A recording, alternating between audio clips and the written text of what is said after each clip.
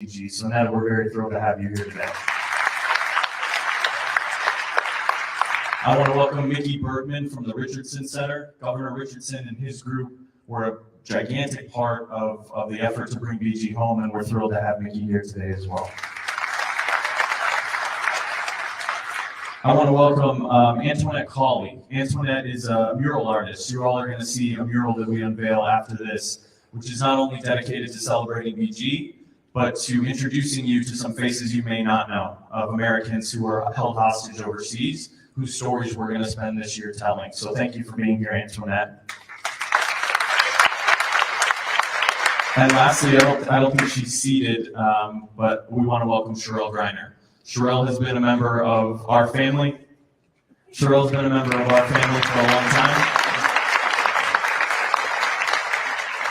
Sherelle's been a member of our family for a long time, and I think I speak for all of us when I say that the strength that she showed throughout this entire process, not only day to day, but also in these the moments where it was incumbent on her to tell BG's story and to talk about BG and to bring awareness to her situation. She showed an incredible amount of strength. So welcome, Sherelle. And last but certainly not least, I want to welcome our Mercury players and staff who are here today. This entire last 15 months was something that impacted them very dearly. They were gracious through all of it, and I think through all of it, they demonstrated the power of our team, our players, this city, and also the WNBA and its Players Association as a whole. So thank you guys for being here as well. Lastly, one last thank you to all of our media for telling this story today, before, and tomorrow. Thank you very much. All right, thank you, Vince. Before we get started, a little bit of information. Today's media availability is going to last approximately 30 minutes. We're going to try to accommodate as many media outlets as possible. A reminder that the focus of today's availability is on Brittney's return to the court, as there are many details about her time in Russia and travel logistics, etc., that cannot be answered due to security concerns. Palmer and Olivia, if you guys can raise your hands. We'll have 2 microphones in the audience. If you'd like to ask a question, please raise your hand. Once you finish asking your question, please return the microphone to Olivia and Palmer. And we also ask that you identify yourself with name and affiliation before you ask your question. So thanks everyone again. We really appreciate you guys being here today. And with that, we'd like to welcome Brittney Griner to the stage.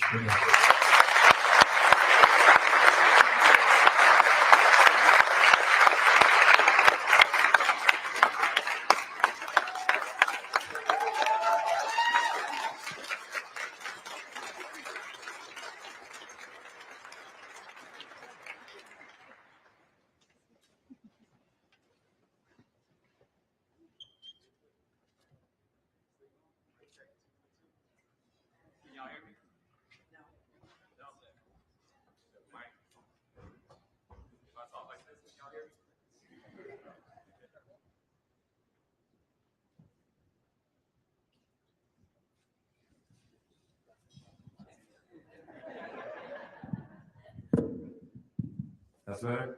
There we go. Ooh, a little different than basketball press conference. A lot of media in here today. I guess I'm gonna start with y'all today, right now. First off, thank y'all for covering me and all the exposure that you gave me, my family, to get me home. I really appreciate it. That coverage was much needed. I would like to encourage all of you to be at our first game as well, and the whole entire season, covering not only the Phoenix Mercury with best fans in the league, but the whole entire league as well. You know, from start to finish, I expect to see this same coverage because we have a great product, and you'll see it this summer. Start off with the Mercury. Thank you so much, everybody, the Phoenix Mercury organization, all the hard work, long hours, everything that y'all did for me, my wife, my family, getting me back home, being there, supporting me, letting me know that I wasn't alone. It means everything to me.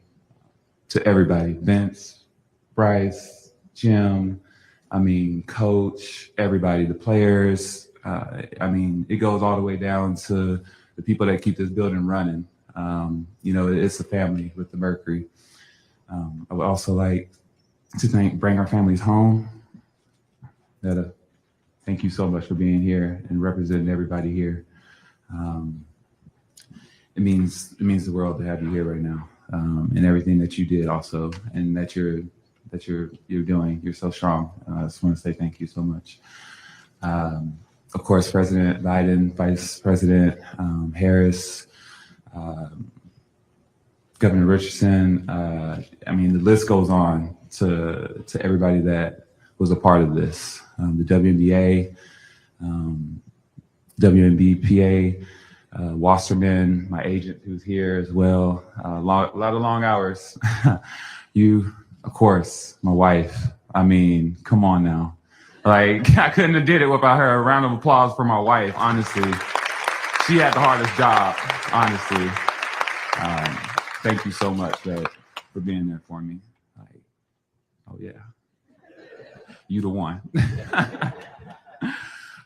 We could just get into it. Love to start taking some questions, so you just keep it moving along like it's post game. Hello. Hi. Welcome home. So good to see you. You too. What resilience has been required for you to be sitting up here today? How have you found the resilience personally to be here with us? I'm no stranger to hard times. So, see, you cried and you made me cry. Just digging deep, honestly. You're going to be faced with adversities throughout your life. This was a pretty big one, but I just kind of relied on my hard work, getting through it. I know this sounds so small, but dying in practice, and just hard workouts. You find a way to just grind it out. Just put your head down and just keep going. Just keep moving forward. You can never stand still, and that was my thing. Just never be still. Never get too focused on the now, and just looking forward to what's to come.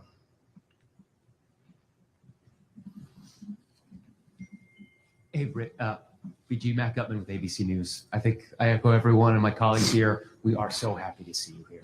Thank you. And I don't know if it was timed with your availability today, but you may know that the Washington Post, the New York Times, the Wall Street Journal put out an ad demanding the release of Evan Gershkovich today, right? So during your detention, were you aware of all of the efforts on your behalf, of the hashtag #WeAreBG? And what message would you send to Evan and Paul Whelan today? Yes, I was aware. There was a little bit of a delay in getting news sometimes, but I was aware of the efforts and everything that was going on. I was able to see pictures sometimes of different things, the WeAreBG. So just knowing that and having that, just being aware of what was going on when you don't know anything. You're there, you're sitting there, you're like, okay, I know people are fighting for me or bringing awareness to what's going on. And those times where I was able to see what was going on, it definitely, it made me a little bit more comfortable. It made me a little bit have hope, which is a really hard thing to have, a really dangerous thing to have, because when it doesn't work, it's so crushing. And I would say to everyone that is wrongfully detained right now across the world, stay strong, keep fighting, don't give up, just keep waking up, find a little routine and stick to that routine and as best you can. I know that's what helped me, just finding little things, if it was just whatever it was, just keep pushing, because we're not going to stop. We're not going to stop fighting. We're not going to stop bringing awareness to everyone that's left behind right now. Hi, It's Ewan McCurdy with CBS News. First of all, welcome back. We're so thrilled to have you here. I was wondering if you could explain a little bit about what your ordeal did for your mental and your physical health, and what your journey has been to get back to the place where you are now, where you're about to embark on preseason. It was strenuous, and coming back from basically, doing nothing, not having any gym or anything to be at. Getting back into it was hard. It's still a process. Just the little things. I mean, doing a plank, it was so simple before, and couldn't even stay up very long, and just a regular plank when I first came back. Because as an athlete, you always want to be where you left off. And I left off playoffs, finals, Chicago. And I wanted to be that player when I started back. And just everybody telling me to give myself grace and it's going to take time. But that's the hardest thing to do to a pro athlete, because we always want to be right back at our tip-top shape. So it's been a struggle, but like I said, it's liberating as well at the same time, just as a release, just getting back to my craft. And then being here in Phoenix, with my coaches and my teammates really supporting me, at every step of the way on the court. So it's been pretty good. Hi, Brittney. I am Stephanie Elam with CNN. And first of all, I have to say there's a great amount of lightness around you, which I think is kind of shocking considering what you've been through. It's extraordinary. I'm curious if the desire to play overseas in the off season is a need or a want, and if that is something that needs to be addressed. And if it is a need, what do you think needs to be addressed about it?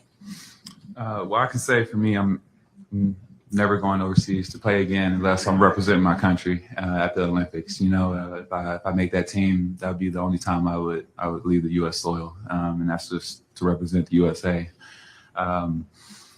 I'll say this, the whole reason a lot of us go over, is the pay gap.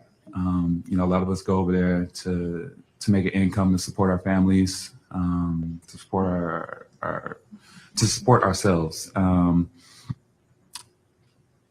So I don't knock any player that wants to go overseas and, make a little bit extra money. I'm hoping that our league continues to grow, and with as many people in here right now covering this, I hope you continue, like I said, to cover our league, bring exposure to us.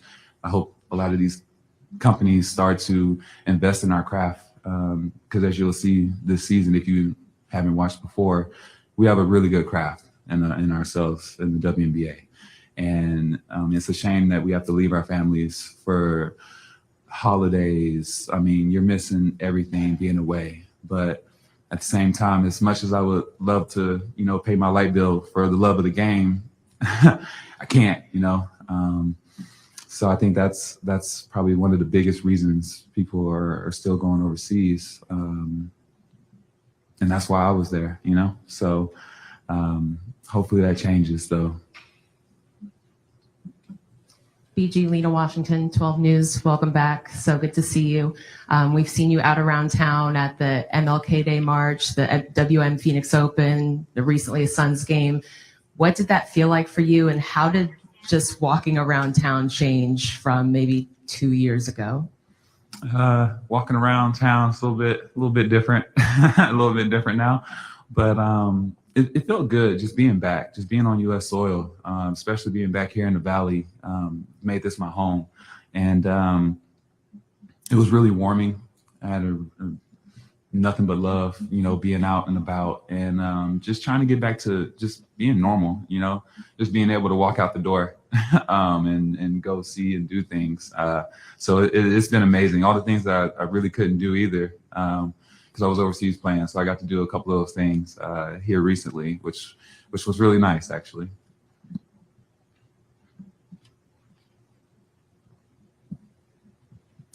Hi, Brittney. Nick Soletti from ABC 15 here in Phoenix. And I just want to welcome you back to the Valley. I think I speak for everyone who is just thrilled to see you back here where you belong.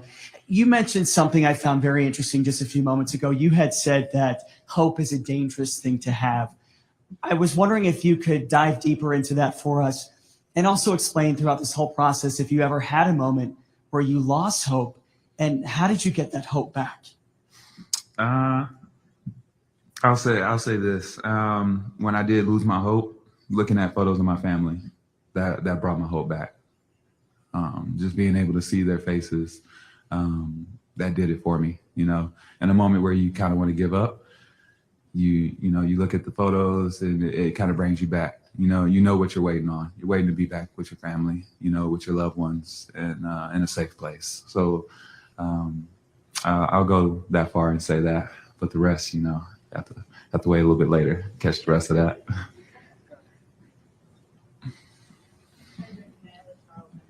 Welcome back. Thank you. Entering this season, how did your mindset change as a person and athlete, given all you've gone through? Not taking anything for granted. Life is short. Things can change at the stroke of a match. So going into this season, just appreciating everything. I mean, the things that I always say, appreciate every moment, don't take it for granted. But it's so true. Once something like this happens to you, like when people say that, it hits home, like it hits closer to you. So just taking it all in. I mean, just walking in to the arena one day, I had a workout here, and they had mercury all around and everything, and it was just such a surreal moment. No one was in there. I was first one to walk on the court, and it hit me hard. So just looking forward to all those moments. Just walking in on the first home game. The grind, the sweat, blood, hopefully not too much blood, because that means injuries. So hopefully not too much of that. But just taking all that in, I missed it. Like I would have rather been doing a 2-a-days, coach, don't get any ideas. But I would have rather been in a 2-a-day dying, and, than to be where I was. So just looking forward to being back to that.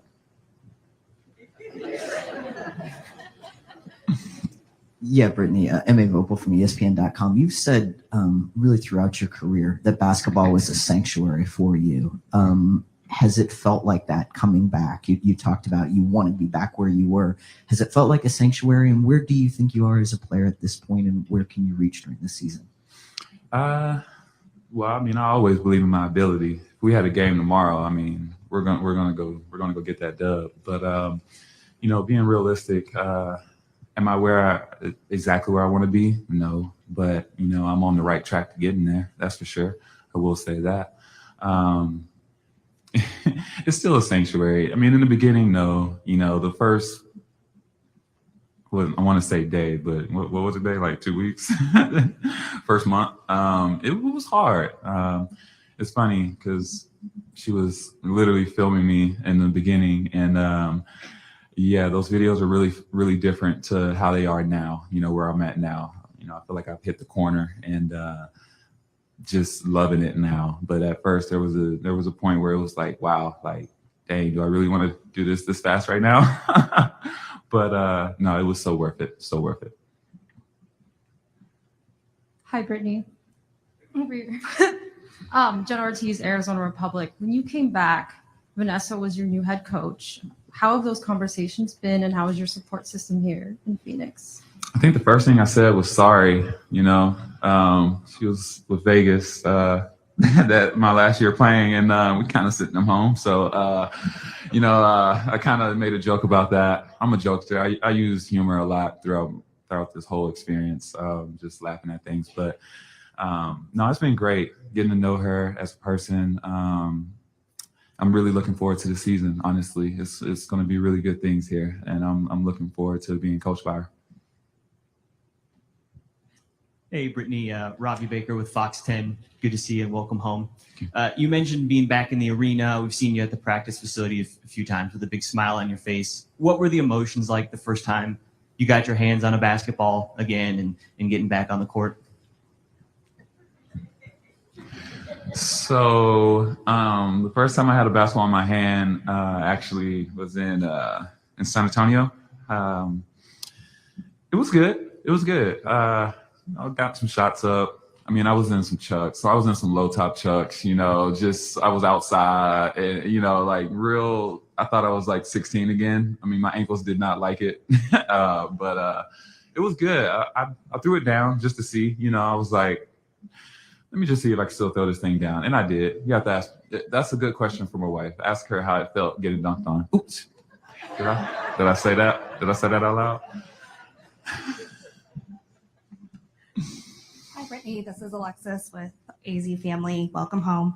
So at this point, you've become the face of Americans detained overseas. What's that feel like? How are you feeling? And how do you continue to raise awareness throughout the season and really, you know, throughout your career? Well, I'm really fortunate to have this platform that I have. And every chance that I get, if it's wearing a shirt, saying their names, any interview that I have, and you'll see a theme throughout the season with that. That's just bringing awareness to everybody that doesn't have the platform and the followers and, you know, the exposure to everyone like this right now. That is a way that, you know, I'm trying to help out in any way that I can. You know, we're partnering with Bring Our Families Home in Phoenix Mercury, and we're going to be doing a lot of good things throughout this season. I know we're doing we're writing letters to the families. Fans can come and write, which I will suggest everyone doing, please, because you don't understand how good it felt to get a letter from your family, from just random people that I've never even met. It just lets you know that you're not forgotten, and it's so easy to feel forgotten, to feel like no one's thinking of you. And then when you get a letter from people that you know and people that you don't even know, it just does something to you. It just gives you like a spark of life, to keep holding on, keep fighting, not to give in. So these are things that, you know, we're gonna do throughout this season.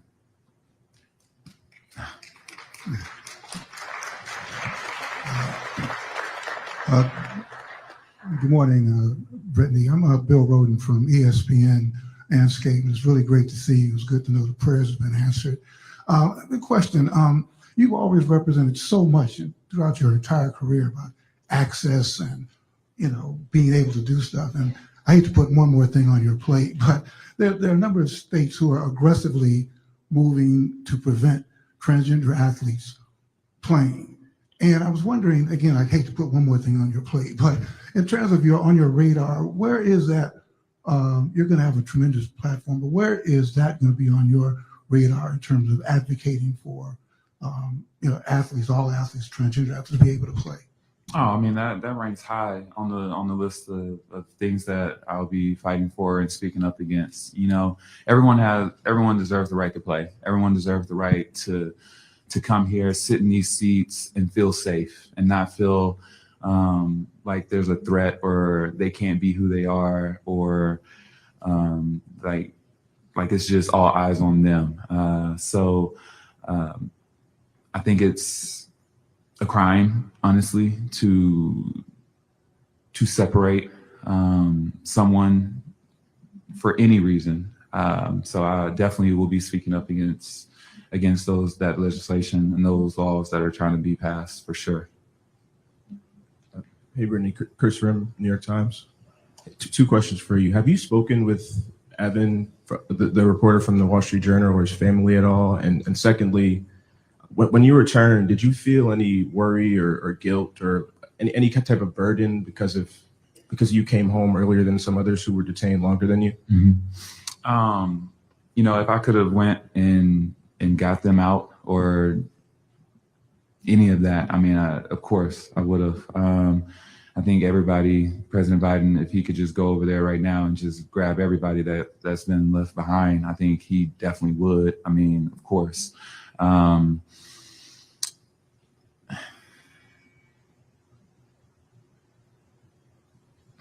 It's hard. It's hard. You know, I come from military family. My dad, Vietnam, 68, 69 Marine. So, you know, I have that mindset, you know, no man left behind. no man, no woman, no one left behind.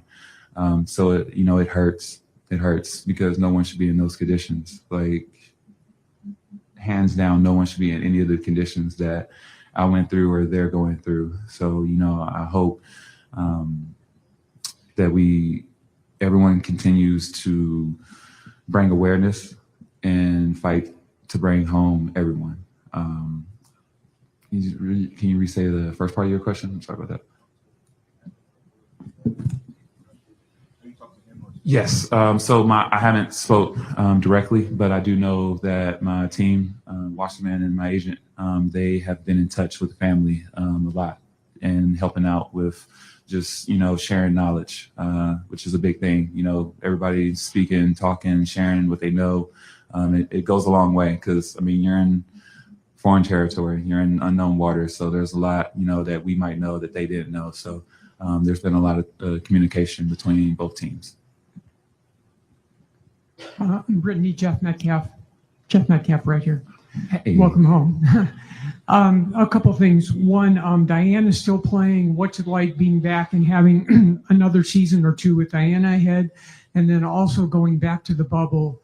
When you left, you got a lot of mental health. You've spoken about your mental health help that you got after that. How important was that in dealing with what you had to deal with in Russia? That helped a lot. I've always promoted, talking to a counselor, seeking therapy, any tool that'll help you, get to a good centered place. And I'm still doing that as of right now. That'll never change. I think it's good to have someone to talk to, so much goes on in this world. We see so much, we're exposed to so much on social media that, it's just a lot. And it's nice to have someone to talk to. Playing with Dee, who wouldn't want to play with a walking fossil? No, I'm playing. Oh, she's gonna kill me. She's gonna kill me. No, I'm just so glad. I was really worried, honestly. I was worried. I thought she was gonna retire on me or something while I was gone, or I would miss it, and that honestly was killing me. Knowing that was a possibility. So I'm really thankful that she's still here. She hates it, but she's a mentor. I look up to her. How could you not when you have the GOAT right next to you? So I'm really thankful to have her another year here in Phoenix. I'm looking forward to getting out there on the court. Hey, BG. Sabrina Merchant, The Athletic. You kind of alluded to this already, but after the year that you had, how are you so certain that you wanted to play in the WNBA this year, and how were you certain that you'd be able to play so quickly after you came back? Oh, man. I've said it before. I believe in me. I believe in what I can do. I know that I can, if I put my mind to it, I can achieve any goal. And not trying to sound big-headed, but I just really, I bet on me, and I have all the resources here to help me get to that point where I can play. And it was no question to be back in the WNBA, back in Phoenix and playing.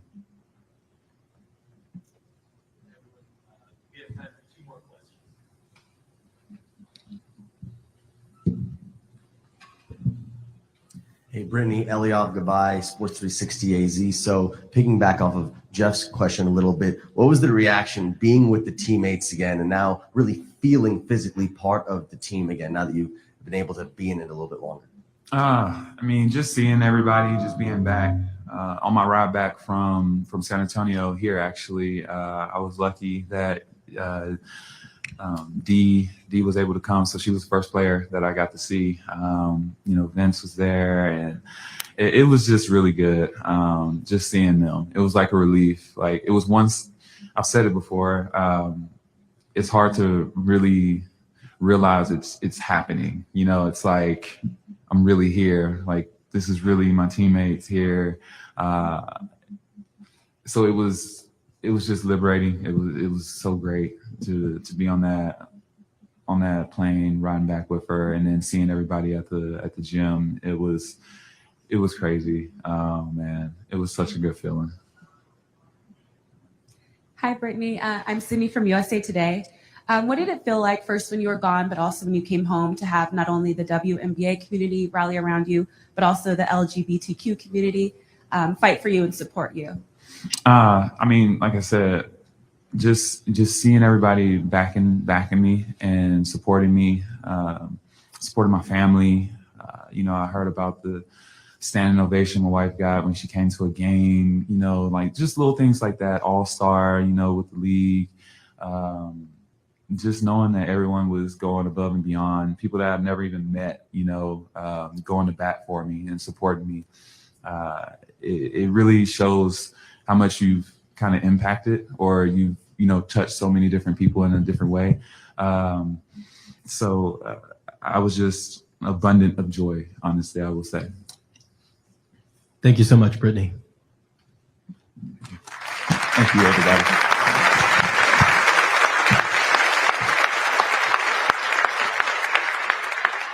Okay, thanks everyone again. At this time, we'll ask you to please join us outside for the unveiling of a mural dedicated to the fight to bring wrongfully detained Americans home.